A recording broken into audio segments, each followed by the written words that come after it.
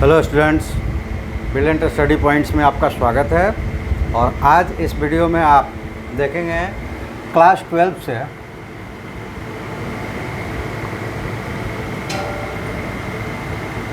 Class 12 vector section formula. Class 12 के vector से हम लोग सेक्शन फार्मूला आज देखेंगे। सेक्शन फार्मूला, लेकिन सेक्शन फार्मूला हम लोग कोऑर्डिनेट ज्योमेट्री में भी 10th क्लास से ही करते आ रहे हैं, लेकिन आज क्लास 12 में वेक्टर के तरीके से कैसे देखेंगे।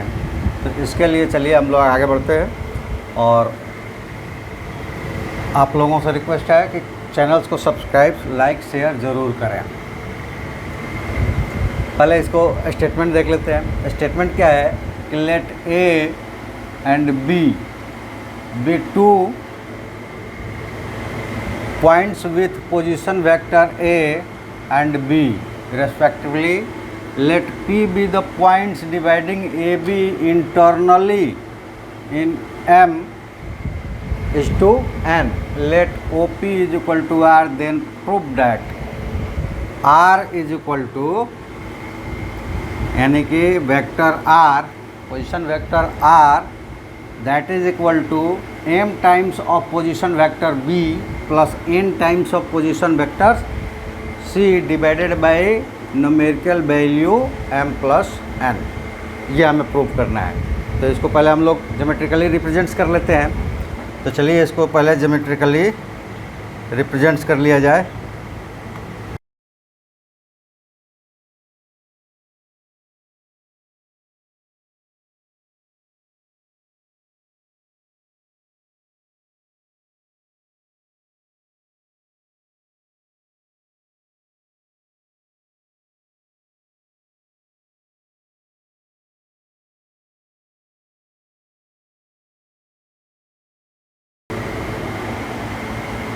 पॉइंट्स ये P है और ये पॉइंट्स क्या कर रहा है, ए बी को M और N रेशियोज में डिवाइड कर रहा है। तो ये फॉर्मूला हमें प्रूव करना है, ठीक है। और ये OP जो है इसका वेक्टर दिया हुआ है R। ये वेक्टर पोजीशन वेक्टर P का क्या है, R है। O ओरिजिन है। अब जितना हमने कंस्ट्रक्शंस किया है, यानी कि ये ज्योमेट्रिकल रिप्रेजेंटेशंस किया है, इसको हम लोगों को वर्बल लिखना भी पड़ेगा। एग्जाम्स में जब हमें ये डिराइव करना होगा, derive the formula for the finding the position vector of point divide two points in the ratio m and n। तो ये जितने भी कंस्ट्रक्शंस हमने किया है, इसको हमें वर्बल लिखना पड़ेगा। चलिए अब उसको हम लोग लिखते हैं। इसको पहले अंदर जाए। Let O be the origin and A and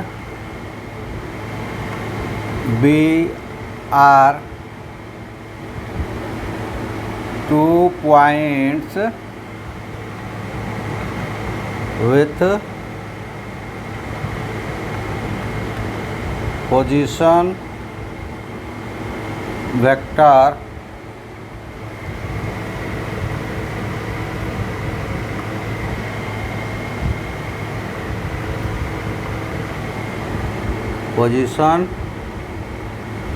vector A and B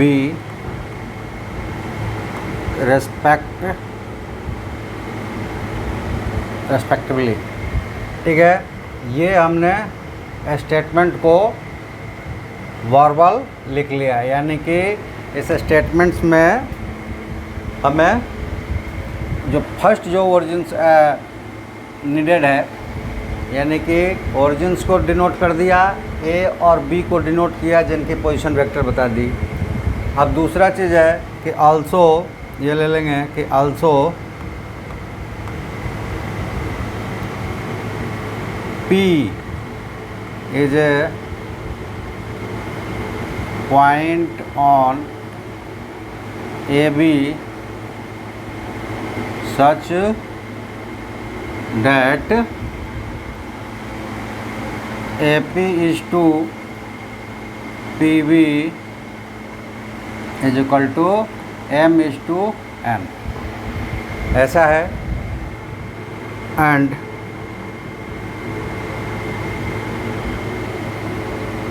position vector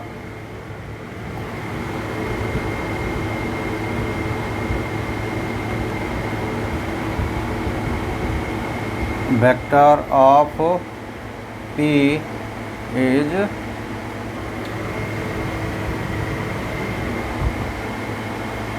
R। Statement आपका कंप्लीट हो गया। अब हमें प्रूफ देना है कि आखिर प्रूफ में ये क्या होगा, कैसे होगा। ठीक है, तो हम लोग स्टार्ट यहीं से करेंगे। अब प्रूफ के लिए स्टार्ट वहीं से करेंगे और उसमें है कि given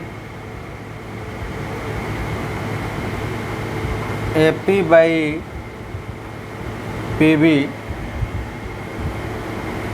is equal to M by N, that gives क्या हो जाएगा, डेट गिव्स क्रॉस मल्टीप्लाई कर देंगे तो ये आएगा M PB M dot PB is equal to N dot AP। ठीक है, और इसका मतलब ये है कि that gives M dot PB M dot PB is equal to N dot AP।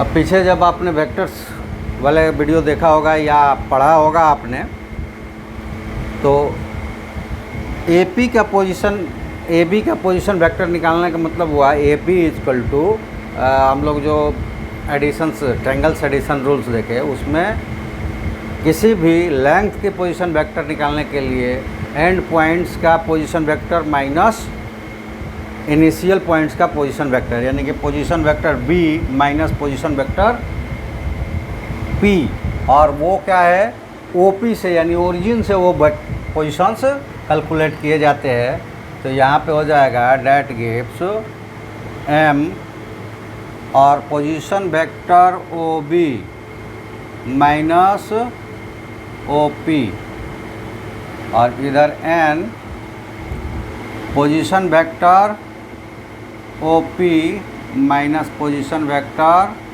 OA। ठीक है, बाहर अगर इसको करते हैं तो ये हो जाएगा M डॉट OB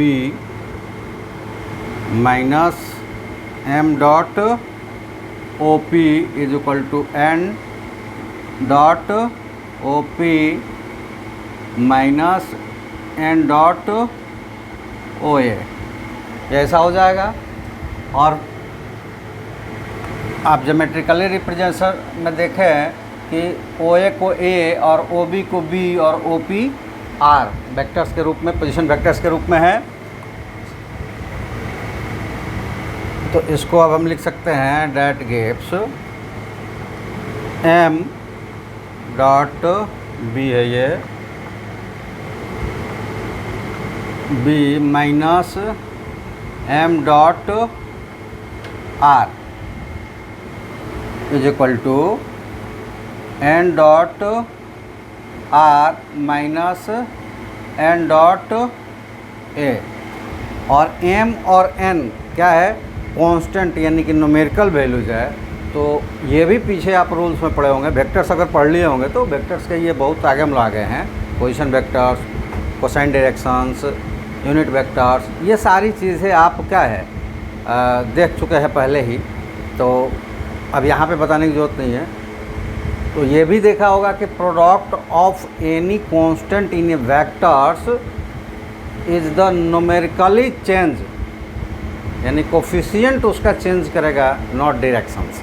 तो ये डायरेक्ट मल्टीप्लाइड हो जाएंगे उसमें, और इसको रीअरेंज करें अगर हम तो ये क्या मिल जाएगा, इसको लाते हैं इधर तो ये माइनस या प्लस हो जाएगा। तो यहाँ मिलेगा m dot B plus n dot A, और ये इधर जाएगा तो ये उधर जाकर प्लस हो जाएगा, तो ये हो जाएगा n dot are plus m dot are, और सॉल्व कर देंगे m r इसमें से कॉमन हो जाएगा, तो ये हो जाएंगे m प्लस n, चूँकि एडिशन सब्ट्रैक्शंस में आगे पीछे लिख सकते हैं, उनका साइन नहीं चेंज होना चाहिए। अब यहाँ पे देखें तो मिलेगा हमें कि r को ही कैलकुलेट करना था, तो r is equal to m dot B plus n dot A divided by m plus n, और आप देखिए यहीं डेरिवेशंस में हमें लाना था, यानी कि हमें यही फॉर्मूला डिराइव करना था। तो यहाँ हम लिख सकते हैं प्रूव्ड या डिराइव्ड। ठीक है, अब यहाँ पे कुछ टेक्निकल चीज़ है उसको जान लीजिए कि ये तो फॉर्मूला प्रूफ करना है, प्रूफ हम करेंगे,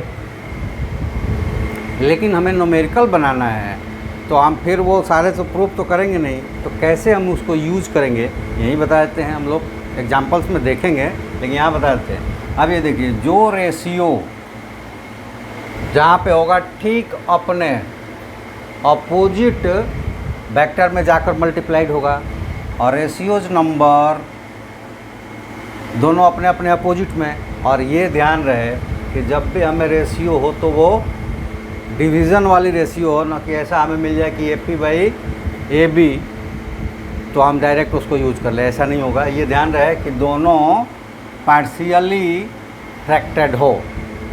ठीक है, ये APM है और PBN है। थोड़ा डायरेक्शन वाले में ये ध्यान रहना हमेशा, जिधर चलेंगे उधर साइड ही चलेंगे। अगर हम इसको लिख देते हैं AP और BP तो ये गलत हो जाएगा, ये ज्योमेट्री में चलेगा। इसके भी जब हम न्यूमेरिकल वैल्यूज लेंगे, यानी कि इसका मॉड लेंगे तो चलेगा, लेकिन जब हम उसको डायरेक्शनली वेक्टर्स के रूप में लिखेंगे तब नहीं चलेगा। ये ध्यान रहे, ये जिधर से जा रहे हैं, या तो इधर से जाए तो BP PA या AP BP, जिधर से भी आप जाएं उसके डायरेक्शन कहीं से भी रखें, A से B की तरफ है चाहे B से A की तरफ, लेकिन वो ऐसा होना चाहिए कि BP तो PA, क्योंकि दिक्कत कहाँ आएगी आपको, तो ये देखिए यहाँ B था तो B में से OP माइनस गया, लेकिन अगर ये BP हो जाएगा, जैसे कि ये हो गया BP, तो यहाँ पे होगा OP माइनस OB, और ऐसी कंडीशन में क्या हो जाएगा कि ये साइन जो है ये माइनस OP इधर आ जाएंगे, प्लस में हो जाएगा, और ये माइनस में हो जाएगा, तो ये इधर जाकर माइनस हो जाएंगे और ये प्रॉब्लम क्रिएट करेगा। ठीक है, तो जब भी वेक्टर्स में आप काम करेंगे तो ये ध्यान रहे कि जिस या तो B से A की तरफ या A से B की तरफ जा रहे हैं तो वो उनका सीक्वेंस बना रहना चाहिए। ठीक है, चलिए नेक्स्ट हम लोग चलते हैं कि इसका एक कोलरिज है, और वो कोलरिज क्या है, तो कोलरिज है कि यदि वो जो डिवीज़न पॉइंट्स है वो मिड पॉइंट्स हुआ तो क्या होगा। तो इसमें हम लोग को ज़्यादा टेंशन लेने की ज़रूरत नहीं है। ये मिड पॉइंट्स का मतलब हुआ कि ये दे दिया m into H is equal to 1:1। ठीक है, तो m और n को 1 से हम क्या कर देंगे, सब्स्टिट्यूट कर देंगे। तो अगर यहाँ पे ले लेते हैं कि let R be the point on A and B, then R is equal to क्या हो जाएगा, M B plus N A divided by M plus N, substituting यहाँ पे लिख देंगे for mid point condition,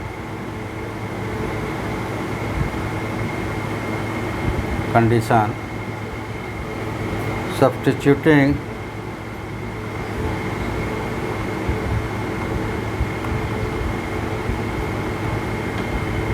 m is equal to 1 and n is equal to 1, we have क्या हो जाएगा, हमारे पास क्या आ जाएंगे,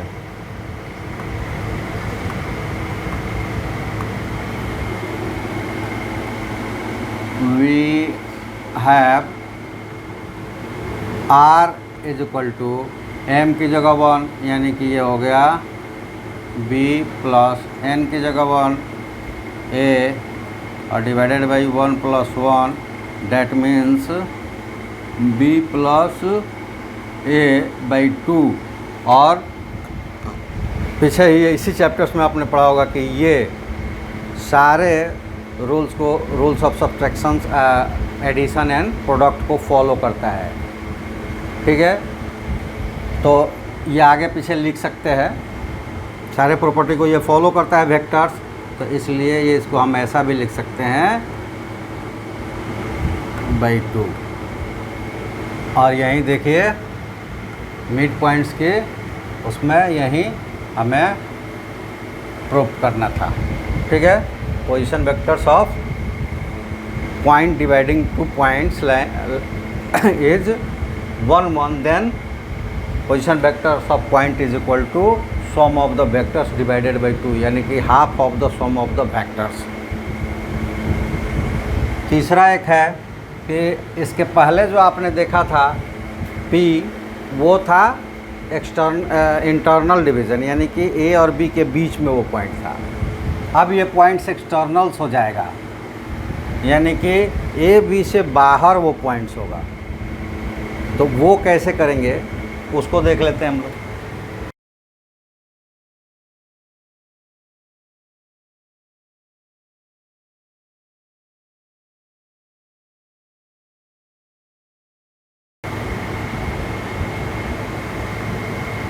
चलिए, ये हो गया और ये B हो गया, ये 2 पॉइंट्स गिवन है। और अब इस AB को हम प्रोड्यूस करते हैं तो उस पर P आगे जाकर मिलता है, जिसको एक्सटर्नल डिवीज़न कहते हैं, यानी कि वो लाइन जो दोनों पॉइंट्स को मिला रही है वो डिवाइड तो हो रही है लेकिन बिटवीन देम नहीं, आउट ऑफ देम। तो वो इधर भी जा सकता था, ये इधर भी आ सकता था। तो ये एक ही में आप देख लीजिए, आप कहीं से भी ले जाएंगे कोई दिक्कत नहीं है। मैंने कहा ना कि सीक्वेंस होना चाहिए। अगर इधर लाते हैं तो BA AP होगा और इधर ले जाते हैं तो AB BP होगा, ठीक है, कोई फ़र्क नहीं पड़ेगा। और इसमें एक चीज़ आपको देखना है कि ये जो डिवाइड हो रहा है वो AP M है और ये BP N है, ये ध्यान जरूर है, ठीक है। तो अब देखिए वो सपोजिशंस हम यहाँ भी ले लेंगे।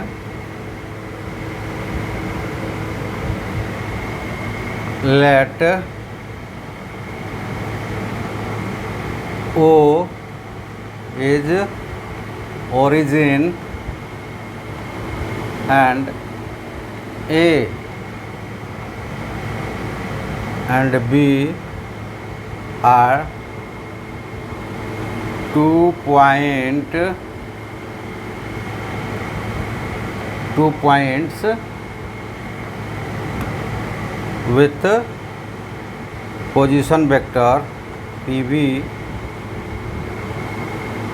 are A and B respectively.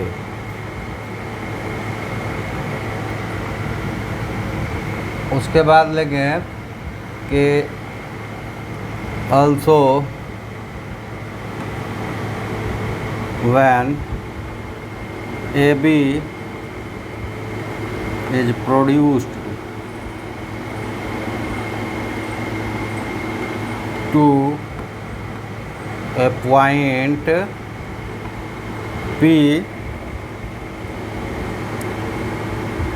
such that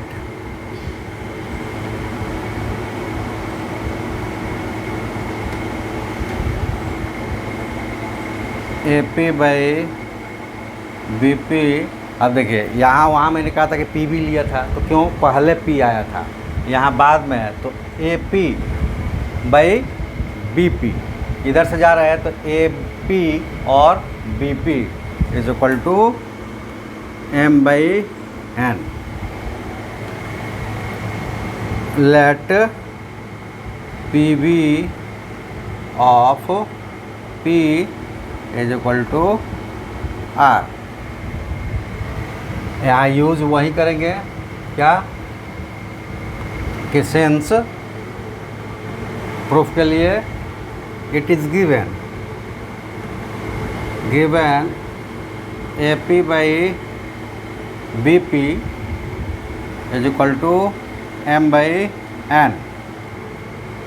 यहाँ से क्रॉस मल्टीप्लाई कर देंगे तो ये मिलेगा N AP is equal to M BP। पहले वाले में आपको डॉट दिखा दिया कि डॉट रहता है, यानी कि क्रॉस डॉट यानी कि स्केलर प्रोडक्ट है वहाँ पे, और यहाँ डॉट नहीं दिया जा रहा है, अगर ब्रैकेट भी है तो वहाँ भी स्केलर प्रोडक्ट है। जब तक क्रॉस न दिया जाए तब तक स्केलर प्रोडक्ट ही वेक्टर के बीच में आप लेंगे, चाहे वहाँ डॉट दिया हो या डॉट नहीं दिया हो। ठीक है, इसको हम रिप्रेजेंट ऐसे भी कर सकते हैं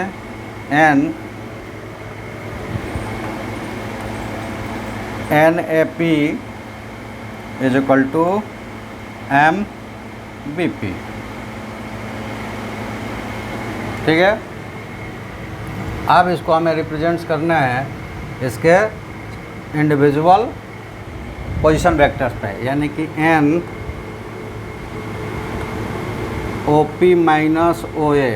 और ये देख लीजिए कि हमें फिर से ट्रायंगल देखने की ज़रूरत नहीं पड़ेगी, आप इतना ध्यान रखें कि अगर AB लिखा है तो OB minus OA position vectors of lines हो जाएंगे। ठीक है, इज इक्वल टू M, इसमें क्या लिखेंगे OP माइनस OB। ठीक है, अब जब ओपन करेंगे तो ये क्या मिलेगा N OP minus N OA, dot रहेगा, चाहे तो लगा दें, नहीं चाहे तो नहीं लगाए, M OP minus M OB। ठीक है, अब इसको रीअरेंज करते हैं, और रीअरेंज करने पे क्या होगा कि ये NOA इधर आकर क्या हो जाएगा, प्लस हो जाएगा, या ये इधर ला दे माइनस हो जाएगा, ये उधर जाकर माइनस हो जाएगा। तो जब इसको इधर लाएंगे तो ये हो जाएगा M OB प्लस हो गया इधर आकर, और ये ऐसा ही रह गया N डॉट OA, और इज इक्वल टू इधर है M डॉट OP माइनस, ये इधर प्लस है उधर जाकर माइनस हो जाएगा N OP। ठीक है, अब उधर OP वैल्यू रखते हैं, OB क्या है MB माइनस NA, और इधर OP कॉमन हो जाएगा, यानी कि पहले ले लेते हैं MR minus N vector position of R common हो जाएगा, तो ये हो जाएगा M माइनस N, और R की वैल्यू निकालना है तो ये प्रोडक्ट है, इधर आकर क्या हो जाएंगे, इधर आकर वो डिवाइड हो जाएंगे। तो यानी कि R is equal to MB minus NA divided by M minus N। It is to be proved or find। ये या तो प्राप्त करना रहेगा डेरिवेटिव या फिर उसको प्रूव्ड करना रहेगा। जैसा आपको मिलेगा वो चीज़ नीचे लिख दीजिएगा, प्रूव्ड या फाउंड। देखिए R is equal to M B minus N A divided by M minus N. ठीक है, तो आपने देख लिया ये सेक्शन फार्मूला में ये तीन तरह के होंगे, एक इंटरनल, दूसरा एक्सटर्नल और तीसरा इसके पहले बीच में जो दिखाया मिड पॉइंट। तो मिड पॉइंट्स अलग से कोई थ्योरी नहीं है, ये भी अलग से नहीं है। जैसे मैंने कहा कि आप सीक्वेंस से नहीं लेंगे तो जो साइन है वो डिफ़र हो जाएगा, और साइन डिफ़र हो जाएगा इसका मतलब ये है कि आपका क्वेश्चंस गलत हो जाएगा।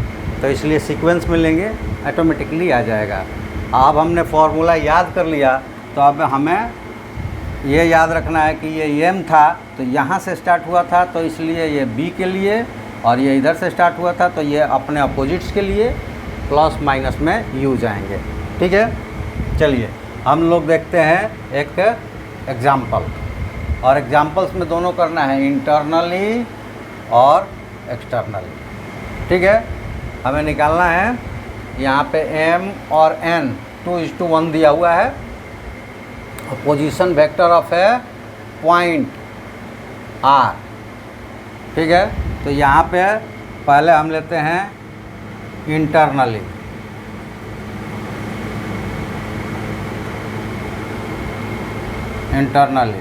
ठीक है, क्या क्या दिया है पहले वो ले लेते हैं। यहाँ पे दिया हुआ है P is equal to I plus 2J minus K, और ये I J K क्या है, यूनिट वेक्टर्स है। तो किसी भी वेक्टर के पोजीशन वेक्टर्स को दिखाएंगे तो हम 3D में दिखाएंगे। अगर इसका मतलब है कि इसका रेशियो दिया रहता है तो क्या दिया रहता है 1,2,-1।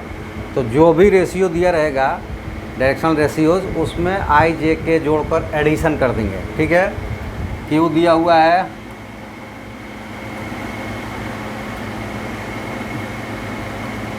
माइनस I प्लस J और प्लस K। R हमें फाइंड किया करना है, m/n दिया हुआ है 2/1 यूजिंग, अब यहाँ पे ले लेंगे using sectional formula, section formula. R क्या हो जाएगा,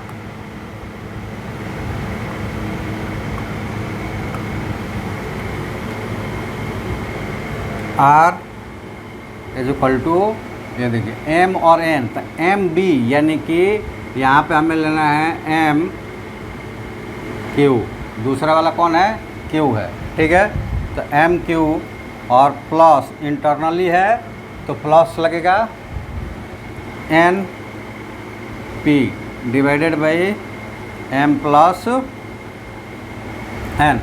वैल्यू सब्स्टिट्यूट करते हैं सबका,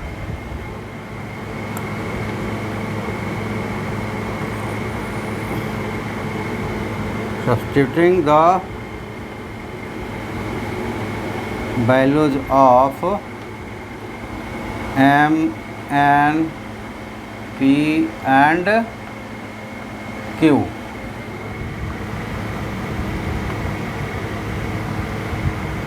क्या मिलेगा, R is equal to M है 2 और Q क्या है, तो वो वेक्टर्स पोजीशंस में दिया हुआ है, तो Q है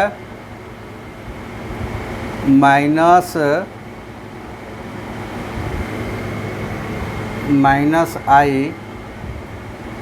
प्लस J और प्लस K, और यहाँ पे प्लस P की जगह क्या है, N की जगह तो पहले 1 है, और P की जगह क्या है I 2J और minus K, I plus 2J और minus K,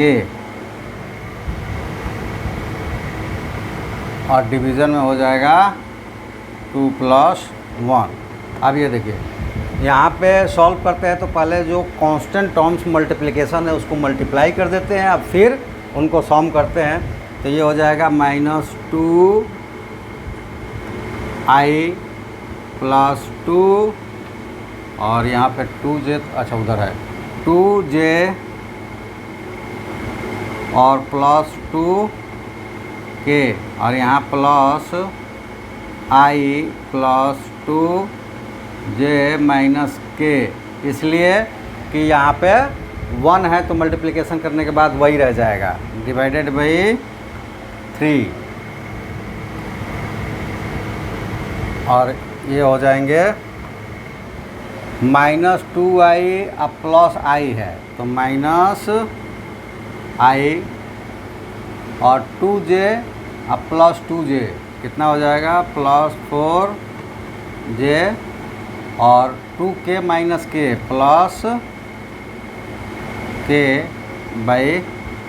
+k/3। It is the answer, क्योंकि वो केवल क्या पूछ रहा है, तो वो पूछ रहा है पोजीशन वेक्टर्स, वो केवल पूछ रहा है पोजीशन वेक्टर, तो वहीं उसकी पोजीशन वेक्टर्स हो गई। ठीक है, उसको और कोई तरीका आप लिखने का अपना सकते हैं, तो वो बस यही है कि इसमें कोई कॉमन हो उसको बाहर कर सकते हैं, और नहीं तो नहीं है तो 1/3 i + 4j और +k ऐसा लिख सकते हैं। दोनों में किसी तरीके से लिखेंगे आपका आंसर सही होगा। अब दूसरा है एक्सटर्नल।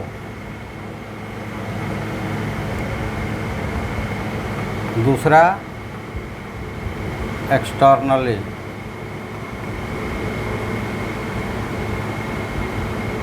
एक्सटर्नली है, सारा चीज़ें तो वही है। ठीक है, केवल हमें वैल्यू रख देना है, तो डायरेक्ट हम लिखते हैं वैल्यू तो वहाँ रखा हुआ है, तो r = क्या होगा, तो m q - n p divided by m - n। इसकी जगह लिख सकते हैं m और q क्या है, तो q है i j k, m की वैल्यू भी रख सकते हैं, m है 2i - i है प्लस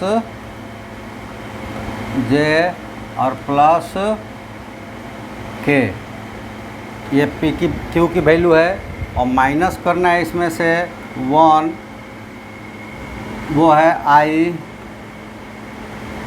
+ 2j - k और डिवाइडेड बाई 2 - 1। ये एक्सटर्नल था, डायरेक्ट लिख रहे हैं, बाकी ऊपर तो लिखा हुआ है सब। तो यहाँ से हो जाएगा r = -2i + 2j + 2k और माइनस ये i है तो -i - 2j और प्लस, क्योंकि यहाँ माइनस है और यहाँ माइनस है तो दोनों मल्टीप्लाई होकर प्लस हो जाएंगे। तो ये हो गया 2 - k और डिवाइडेड बाई 2 - 1 कितना हो जाएगा 1। अब देखें ये -2i और ये -i, यहाँ पे क्या हो जाएगा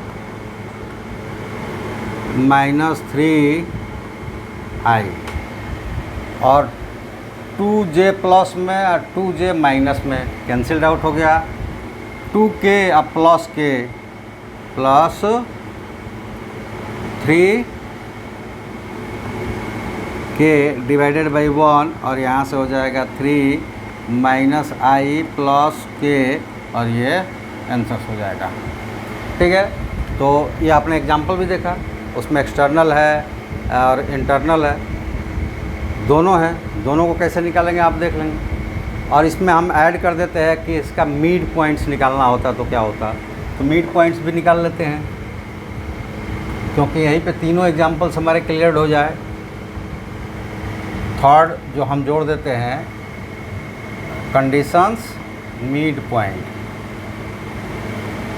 मिड पॉइंट्स वाला कंडीशंस होगा तो आर क्या होगा, R is equal to P plus Q.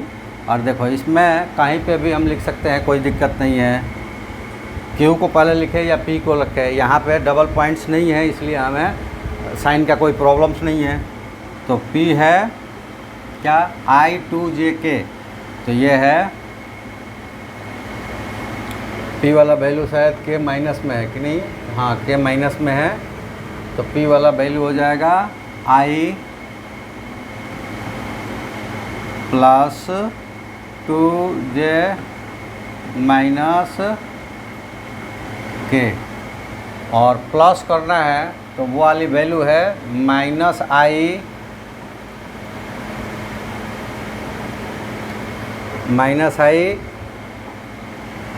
Plus J plus के और डिवाइडेड बाई 2। सॉल्व करेंगे तो R क्या मिल जाएगा, R हो जाएगा, ये I माइनस में है और ये प्लस में है, कैंसिल हो जाएगा, 2 K प्लस में है और ये K माइनस प्लस में है, कैंसिल हो जाएगा, तो 2J प्लस J ये हो जाएगा 3J/2 यानी कि 3/2J। ठीक है, अगर इसको बोलेगा कि right the answer in the form of vectors, तब हम अगर ऐसा ही लिखते हैं तो ये हमारा पार्शियली रॉन्ग हो जाएगा, यानी कि कोई बिल्कुल ही इस पे स्ट्रिक्ट हो कि नहीं हम पूरी तरह से स्टैंडर्ड फॉर्म में ही आंसर देंगे, तब ये आपका रॉन्ग हो जाएगा। इसको आंसर्स कैसे देंगे हम, जैसे कि ये भी दिया था, ये भी आंसर्स रॉन्ग हो जाएगा। ये देंगे कि 3/2 0I प्लस J और प्लस 0K, ये राइट आंसर है। ठीक है, यहाँ भी अगर लिखना होता तो ये होता 3 माइनस I प्लस 0J और प्लस K, ये राइट आंसर होता। ठीक है, तो ये स्टैंडर्ड फॉर्म्स है, लेकिन यहाँ भी आपका मार्क्स कटना चाहिए, ऐसा तो नहीं होना चाहिए। लेकिन ऐसे जैसे मैंने कहा ना, कोई एग्जामिनर्स होते हैं कि बिल्कुल हम स्ट्रिक्ट रहेंगे, हम तो आप स्टैंडर्ड फॉर्म में लिखेंगे तो भी आंसर्स का देंगे हम मार्क्स, अन्यथा नहीं देंगे। आंसर्स का मार्क्स देने का मतलब क्या है कि CBSE में मार्क्स जो काउंट होता है वो काउंट होता है इस मार्किंग सिस्टम्स पे। अब मार्किंग सिस्टम्स में जो 1/4 वो क्वेश्चंस के अनुसार रहता है, 0.2, 0.1, 0.5 इस तरह का आंसर्स पे ही रहता है। आंसर्स आपका बाकी प्रोसेस करेक्ट है तो उसका भी मिलेगा, और आंसर्स का अलग से वो जितना मार्किंग रहता है, पॉइंट कहीं 1 रहता है, कहीं 0.5 रहता है, 1/4 तक यानी कि 2.25 तक आपके मार्क्स यहाँ पे मिलते हैं। किसका, 1/4 ऑफ टोटल मार्क्स, यानी कि 4 का है तो 1/4 1 मार्क्स आपको मिलेगा कहाँ पे, आंसर्स पे मैक्सिमम ये मिलता है। जिस तरह के सिस्टम जिस पर रहती है उस तरीके से मिलता है, लेकिन मैक्सिमम 1/4 मार्क्स जो होता है वो आंसर्स के लिए होता है। तो इस तरह से आप ये भी जान लें कि फॉर्म आप स्टैंडर्ड फॉर्म में दे देना, कोई फ़र्क नहीं, जो भी टर्म्स उसमें नहीं है वो 0 लिख देना। अब बाकी सारे टर्म्स आए हैं तो वहाँ कोई आपको दिक्कत ही नहीं है, स्टैंडर्ड फॉर्म आ ही जाता है वो। तो गैस आज तो इतना ही। मुझे उम्मीद है कि आप सेक्शन फार्मूला तो कम्प्लीटली जान चुके होंगे, और ये एक्सरसाइज भी आपने एग्जांपल्स भी देख लिया। अब आप बना सकते हैं इससे रिलेटेड जितने भी क्वेश्चंस हैं, ये मेरा मानना है। लेकिन आप कितना सीखे और कितना कंप्लीट किए, ये आप प्रैक्टिस करेंगे तब आपको समझ में आएगा। अगर प्रैक्टिस करते वक्त आपको किसी तरह की परेशानी आ रही है, प्रॉब्लम्स आ रही है, तो हमें कमेंट्स में करें, या फिर उस क्वेश्चंस को 993459006600 पर व्हाट्सएप से इस पे हमें उसकी फ़ोटोकॉपी भेज दे। अगले वीडियोस में, डेट मीन्स क्लास होता है वो, अगले क्लास में आपको सबसे पहले आपका क्वेश्चंस करके दिया जाएगा। अब फिर अगले टॉपिक्स की तरफ चलेंगे हम लोग। तो चलिए आज के लिए आप सबका धन्यवाद, थैंक यू, जय हिंद।